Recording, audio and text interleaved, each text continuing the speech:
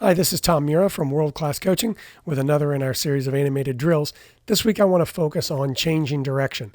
And this is a progression of three different exercises that you can use. I should say it's the same exercise. It's a progression that you can do over a course of three different training sessions, whether you spread them out by a week or you do them within the same week, but it's all focused on changing direction. So the way this is set up to begin with is each player has a ball. We've got 5 cones set up. I set them up about 4 yards apart so that we're creating 4-yard little quote unquote goals in between here. And the beginning of the exercise, I'll have the players focus on the cones. So they're going to change direction relative to the cones. So they're going to go up 2 cones, back 1. Then they're going to go up 2, back 1, up 2, back 1, and finish there. Now, what change of direction moves you use? Entirely up to you. You can search YouTube for tons of different change of direction moves. Let's use an example of an inside of the foot chop. So this player on this side here goes up, uses the right foot to chop and change direction and come back here. Obviously, this player uses their left foot because we want the players to face each other. Even though they're not directly opposing each other, I still want them aware of the other person in that space, aware of the movements of another player. So I want them facing that other player throughout the pattern. So they're going to go left foot on this side, and then when they get here, they're going to chop it with their inside of their right foot. They're going to use the inside of their left.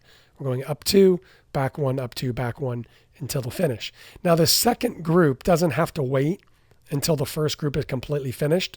That would be a lot of standing around. What you can do instead is they go up 2, back 1. As soon as they change direction that second time, they're going to go up 2, and that's going to create space for this next group to then dribble their ball up 2 and back 1 without any risk of running into anybody. So they're going to do that. So at any given time, you're going to end up with 3 pairs, 6 players going at the same time. So going up 2, back 1 with various change of direction moves, various, however you want to do it, however you want to work on those, whichever ones you want to focus on, fantastic. I suggest having a limited number, maybe 2 or 3 that you're really focusing on so that the players really get it. And one at a time, making sure they understand the technique of each one of them. Make sure they understand the principles of changing direction.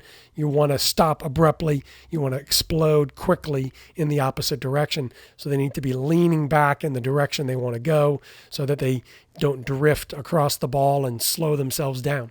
So focusing on the technique of it really at this stage is the important aspect. The next thing I'll do within this same environment, within the same practice, is I'll say, now don't change direction relative to the cone. Change direction relative to the space between the cones. That means you can change direction anywhere in this space that you like. You can come all the way to the end of it. You can change direction as soon as you get into it, and then they're going to come back 1, and they're going to go up 2 again, anywhere in this space, back 1, up 2, and so on with the next group going as they did before.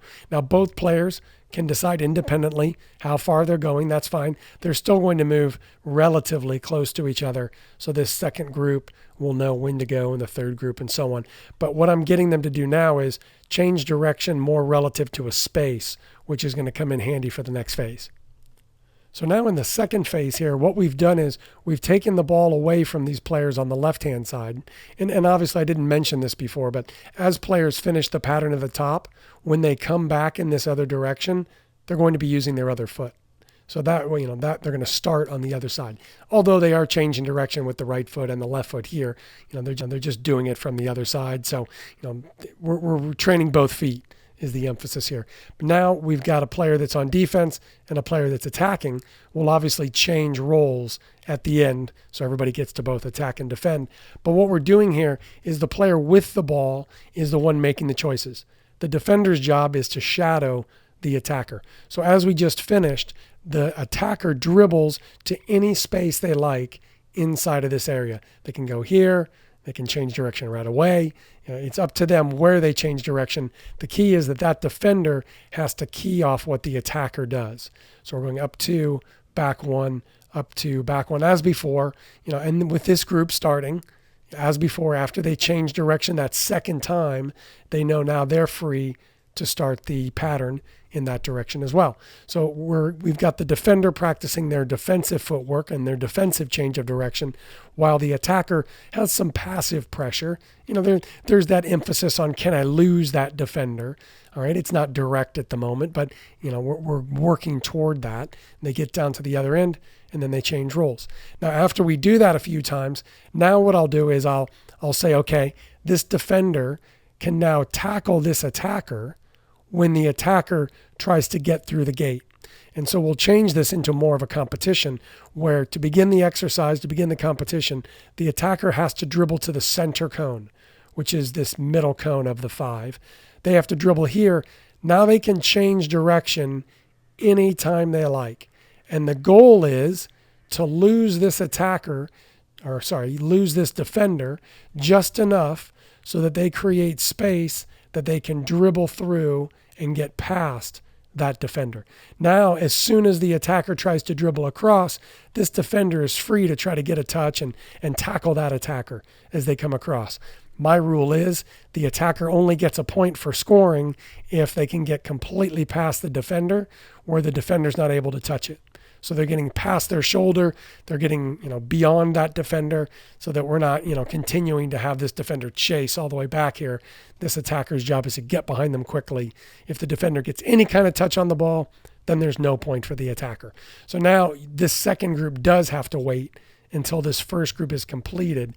And as soon as they're done, these two would then come back here and they would then change roles. So they would come back here, they would switch sides, the defender would get the ball, and now they're on offense and the other player's defending. So that's the second phase. Okay, so now we have the third and final phase of this change of direction exercise, where we've got the attacking player, we've got the defending player, and then we have a teammate of the attacking player. So as before, the attacking player has to dribble toward that center cone, that third of the 5 cones, in order to start the exercise. Nothing starts until the players get out here. I want to drive that defender out. I want to get them in the middle of the space in order to, now we're starting to play. And so as we're playing now, this attacker is trying to lose this defender, which obviously is going to be impossible the way I have this set up as far as being connected. But as the attacker moves with the ball, if they can move the defender into that space, then we can try to connect with the defender here. Now, my rule is that the attacker cannot pass the ball diagonally through this space. We don't want them passing diagonally. It's too easy.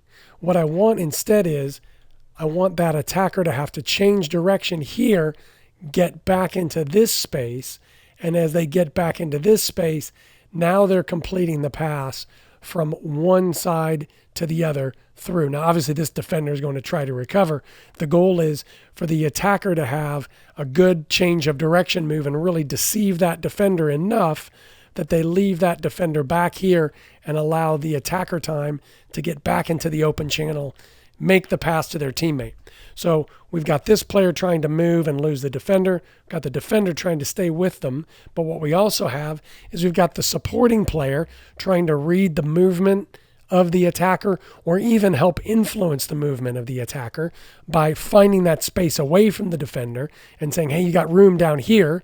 Can you change direction and sprint quickly down here? And then we can connect that pass through these 2 gates. So when that's over, then obviously everybody would return to the start and we would change roles.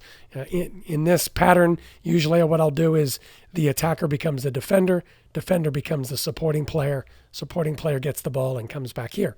So we've moved from this being a purely technical exercise of going up 2, back 1, changing direction, to then adding a defender to put some pressure, to trying to beat that defender.